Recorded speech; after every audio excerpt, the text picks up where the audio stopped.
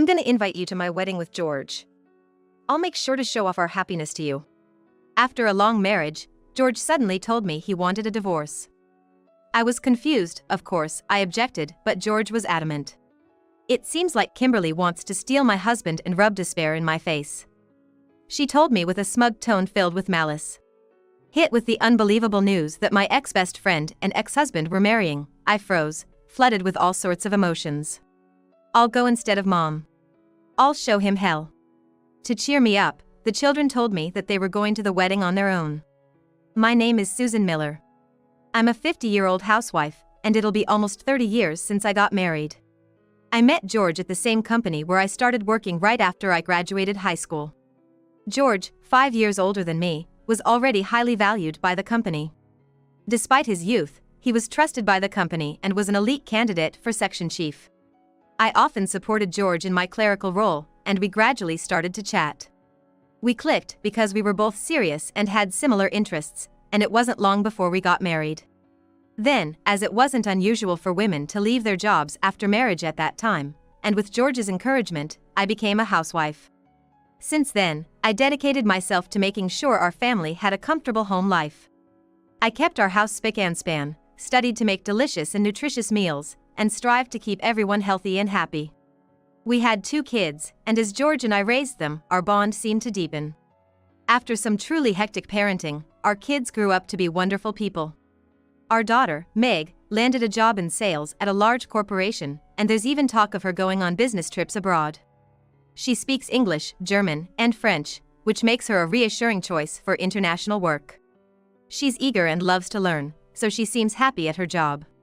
Our son, Oliver, is a college student aiming to become a surgeon, and right now, he's studying hard for his medical board exams. He's also working out to build up his strength, which has made him quite robust, very reassuring. I was happy spending my days with a trusted husband and kind and honest children. But one day, 2 years ago, George suddenly brought up divorce. I was looking forward to planning our retirement together once the kids were independent, so the sudden proposal caught me completely off guard. Divorce? What's going on, all of a sudden? George isn't much of a talker, and he's not one for jokes. So I knew that his wish for a divorce was genuine. We had our fights over the years, but we always made up. What could have been so wrong? I wanted to spend the rest of my life with George, so I asked him, confusedly, for a reason. It doesn't matter why. I just want a divorce. But no matter how much I asked, George refused to give me a reason for the divorce, insisting on it uncompromisingly. Reluctant to divorce without a clear reason, we had countless discussions. George remained stubborn no matter how many times I asked him about this, so the kids and I had a family meeting together. Even then, George didn't give a clear reason. I'm tired of being married to you. Irreconcilable differences or something should suffice. With George talking so flippantly, I couldn't understand what my husband was thinking anymore. He had always been a serious man, taking care of his family despite his busy job. Yet here he was, just wanting a divorce. His apparent indifference to the family made me feel disappointed. I, too, thought that I could no longer stay with George. The kids seemed just as stunned by their father's sudden change. And so, the divorce was settled, and George packed his things and left the house a year ago. When I felt a touch of loneliness after George left so easily, the kids reassured me that they were on my side. We'll always be with you, Mom. You're better off not worrying about Dad anymore. I was feeling anxious about this divorce with no given reasons, but knowing the kids were on my side lifted my spirits. I realized I couldn't just wallow in sadness. We had decided on divorce, but finalizing it was another story. George was stubborn about not giving up his custody rights to the kids.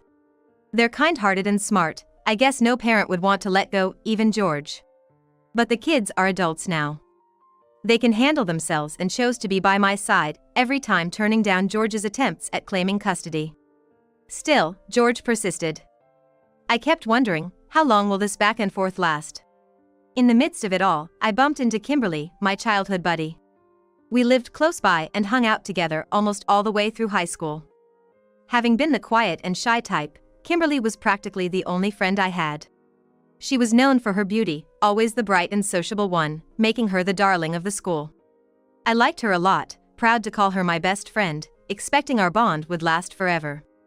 But after starting our jobs, she began to drop snide remarks more and more. I thought I was imagining things until she badmouthed my wedding and dress when I invited her. "I can't believe you're getting married before me, but then again, your guy is just some corporate drone, so of course, it's a budget wedding." She laughed mockingly and kept the insults coming. Kimberly used to play with me and be kind to me. But before I knew it, he started looking down on me. I didn't want to believe it, but it wasn't just me, she belittled George too, and that really got under my skin. I played it cool back then to avoid stirring the pot, but I decided to distance myself from someone so outright disrespectful. Kimberly had gotten hitched too, so we hadn't crossed paths for a while until about 3 years ago when she moved into my neighborhood. I'd sometimes bump into her while running errands. "You still look plain as usual. I feel sorry for you because you have a child and can't do what you like." I was tired of being criticized every time. Kimberly doesn't have any children, but she seemed to want to look down on me and say that because she doesn't have children, she can do whatever she wants. Furthermore, she was wearing heavy makeup and flashy clothes that didn't suit her age, which made me feel uncomfortable. In the past, she was praised for being idol-like, but these days there is no trace of that. However, Kimberly still seems to think that she is beautiful and brags about it. Kimberly said this with a proud look on her face. "I'm remarrying. After all, men are attracted to good women like me." Kimberly looked down on me, her lipstick turning poisonous red, and she smiled. After Kimberly moved into the neighborhood, I heard that George and Kimberly were seen together, and I had a bad feeling about it. Kimberly's been married 2 or 3 times now, but they've all ended in divorce. Our parents still get along and live nearby, so I've heard about her matrimonial track record from them. The first time, he was a high-income office worker, but apparently he was busy with work and didn't spend much time at home. Apparently, Kimberly took advantage of this by playing around and wasting her money instead of doing housework properly. When her husband found out, he divorced her. The second time was with a man who had inherited a long-established Japanese confectionery shop. Apparently, this was a timid person who didn't know much about anything other than making sweets, and Kimberly seemed to take advantage of him as well. It seems that he was unable to stop Kimberly from doing whatever she wanted, but when he learned that Kimberly was stealing money from the store, he became furious. Furthermore, Kimberly even had an affair, so they divorced and paid a lot of alimony. Apparently, Kimberly's parents paid the alimony on behalf of Kimberly, who had been playing around and had no savings. The third person was my boyfriend when I was a student.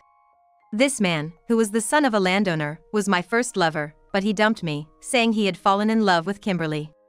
At the time, Kimberly was beautiful and popular, so I thought it couldn't be helped. However, in hindsight, after I introduced him to Kimberly as my lover, Kimberly's contact with my lover increased. Thinking hard about it, I started to wonder if Kimberly had stolen him from me on purpose. They dated for a while before parting ways, but as adults, they reconnected and got married.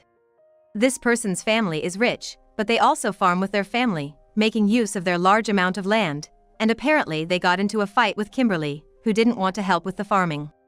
She said she couldn't tolerate such a life and they ended up getting divorced. Knowing Kimberly's tendency to go after wealthy men and do as she pleased, the rumors of her and George together gave me an uneasy feeling. But I was older now and thought I shouldn't worry about infidelity and tried not to think about it. When Kimberly announced she was getting remarried, all these memories came flooding back. However, he thought again, and was surprised that there were still people like Kimberly who would marry someone like him. A few days later, Kimberly suddenly came to my house. When I opened the door, not expecting Kimberly to come, I froze in surprise, and Kimberly said to me, "You have 2 children, right? Please let me meet them quickly." For some reason, Kimberly wanted to see my children, and I replied in a confused and almost trembling voice. "Today is a weekday. I'm not home due to work and school." I had never mentioned my kids to Kimberly, nor had she ever met them. So I was puzzled about what she could possibly want with them.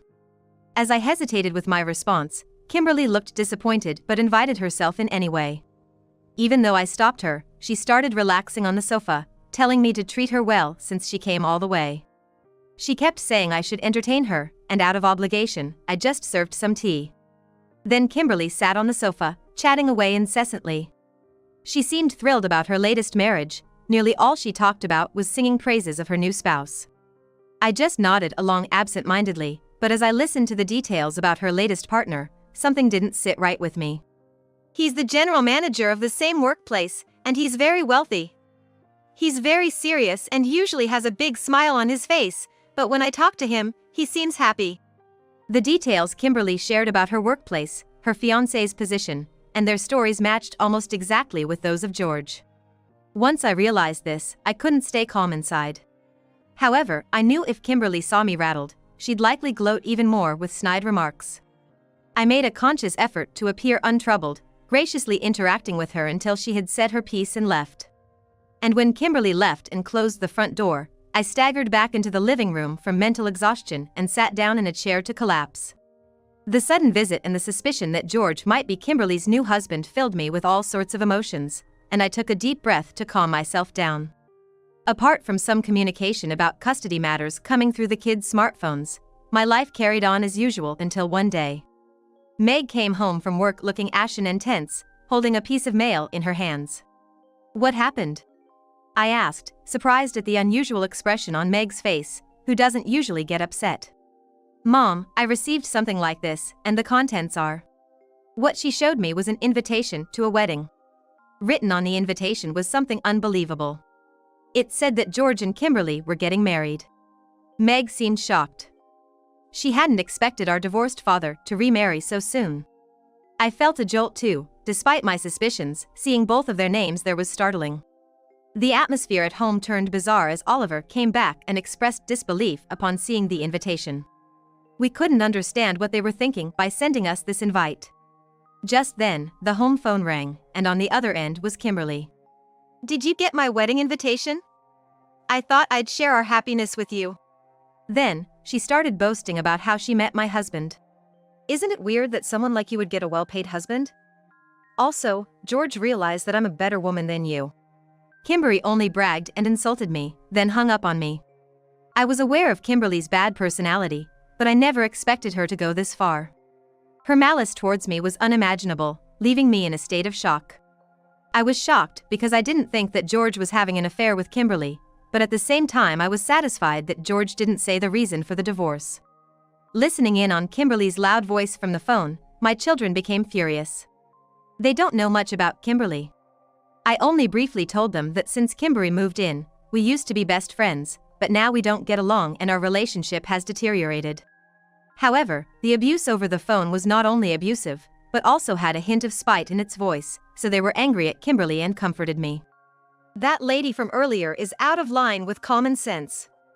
Mom didn't do anything wrong, so how could she say such bad things about you? Dad is also an idiot for falling in love with such an evil woman." Seeing my children angry on my behalf brought tears to my eyes. Overwhelmed by everything that had happened, I let out all the stories of Kimberly's past misdeeds and her history of marriages to my children. After getting it all out, I felt a bit lighter. Let's not get involved anymore and skip the wedding. Dealing with them just wears us out. Reflecting on it, I realized how much Kimberly had changed from our childhood days. When she was young, she wasn't mean but kind, so this change made me feel sad somehow. After settling down from the initial shock and regretting burdening the kids with such unpleasant news, they looked at each other with resolved faces and said, "I'll go in Mom's place." I can't stay silent after hearing this much. I'm going to show them hell. Since the invitation included my children and me, there would be no problem if they went without me. They exchanged meaningful glances, and although I was curious about their intentions, I didn't stop them. The wedding itself was likely chosen by Kimberly for its opulence. It was taking place in the most upscale hotel around here. There was a large guest list as well, and I couldn't help thinking it was unnecessary, at their age, to have such a grand event. Since the wedding was announced, George had been increasing his attempts to discuss custody. With a new marriage on the horizon, he needed to settle the custody before the divorce. George desperately wanted the kids to side with him, but they firmly refused, and I wasn't about to let the custody go either. Eventually, George gave in, and the divorce was finalized. Finally, the day of the wedding arrived. My kids got dressed up, determined to face George and Kimberly, and left home spiritedly.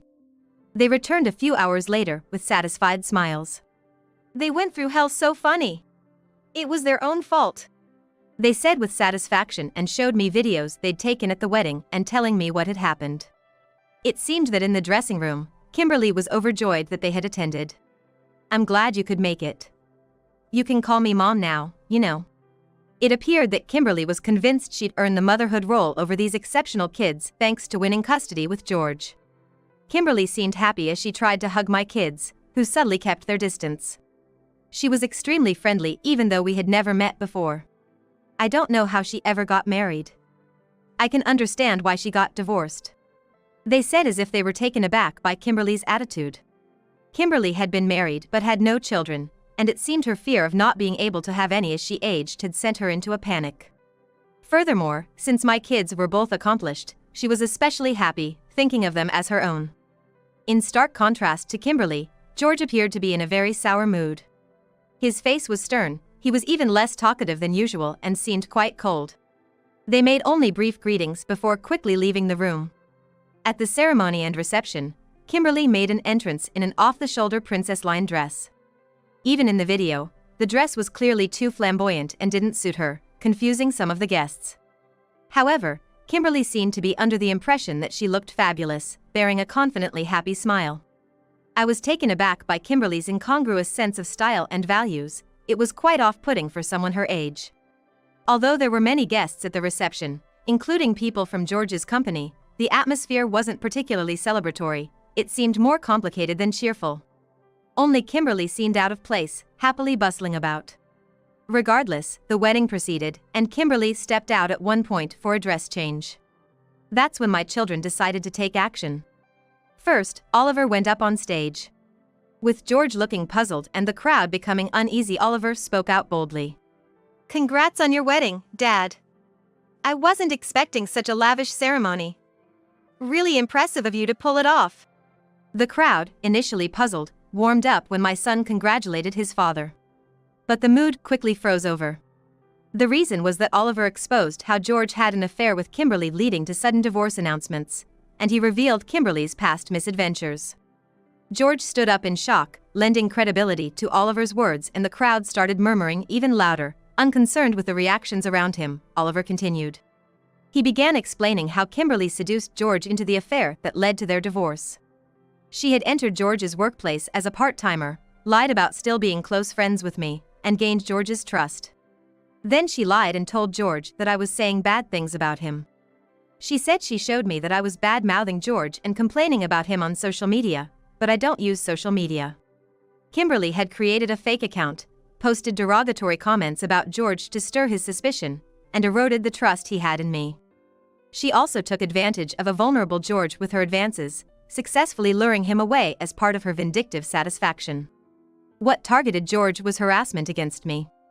Even though Kimberly got divorced because of her own selfishness, she didn't show any remorse. Then, when she learned that I was married to a high-income elite man and had 2 children, both of whom were excellent, and we were still living a happy life, she wanted to destroy my happiness. It seemed she looked down on me in the past for hovering around her. Because of that, she didn't seem to like me because I was living a better life than him. As Oliver revealed the truth, George, perhaps out of anger, began trembling with quiet fury. Amidst this, Kimberly, having finished her costume change, returned to the reception. Dressed in a pastel pink flower dress with a tiara on her head, she entered with a smile. The outfit was cute, but it didn't suit her. It was not met with applause and surveyed the eerily silent room. That's when Meg spoke out cheerily. "Now for a surprise gift from us. Please look at the screen." A video started to play. It was a video letter featuring all 3 of Kimberly's ex-husbands. They appeared to have remarried, with children, and they were all smiling and began to share their stories. As they spoke about their reasons for divorcing Kimberly, she frantically tried to stop the video, but Oliver blocked her, letting the video play.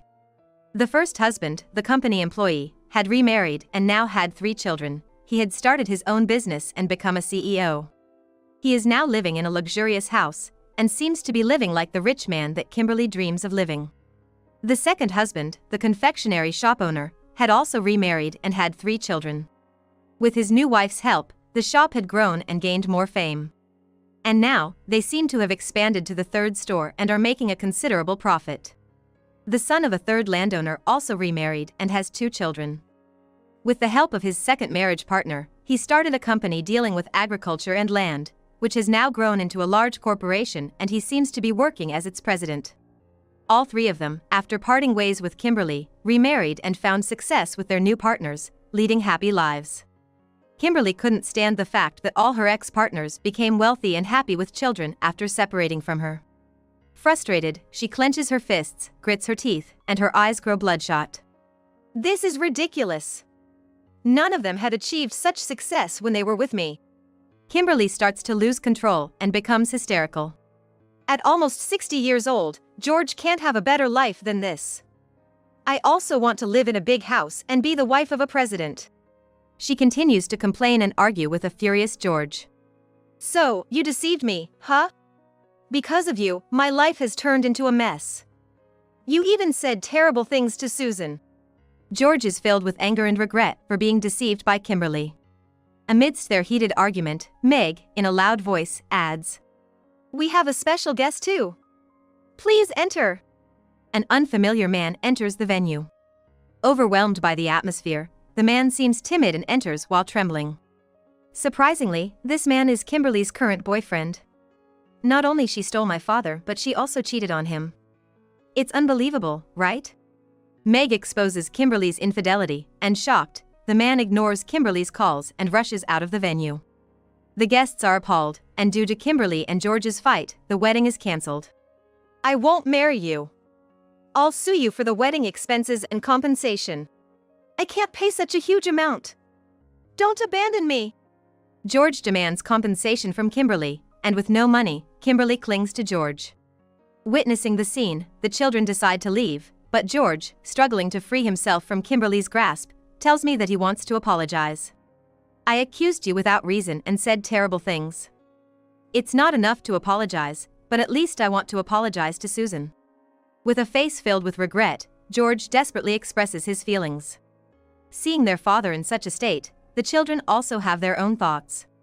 Right now, Dad is outside. If Mom is okay with it, could we meet him? If you don't want to, we can send him away. You don't have to force yourself. Concerned about me and worried about their father, the children express their thoughts, and I decide to meet their father after giving it some thought. Based on the content of the video and the information from the children, it seems that George is reflecting on his actions, so I thought I would at least listen to his apology. When I go outside, I see George in tattered clothes due to Kimberly clinging onto him. He looked relieved when I showed up and bowed his head. I'm really sorry. I couldn't believe you. You supported me all this time, and I hurt you. I'm sorry. George apologized, his voice choked with tears. As George seemed genuinely remorseful and considering the fact that he was also a victim, I accepted his apology. Upon accepting the apology, George made a suggestion. Is it possible to regain the lost trust? I won't doubt you anymore. Can we be together again? George asked, but I had no intention of remarriage with him. I was still shocked, and my affection for George had faded since he asked for a divorce. I will accept your apology, but I won't remarry you. No matter how remorseful you are, I can't trust you anymore. Saying that, I declined his proposal and walked into the house. Afterward, since some of my colleagues at work had witnessed the whole situation, Kimberly lost their trust and got fired. It was only natural since she had been having an affair within the company.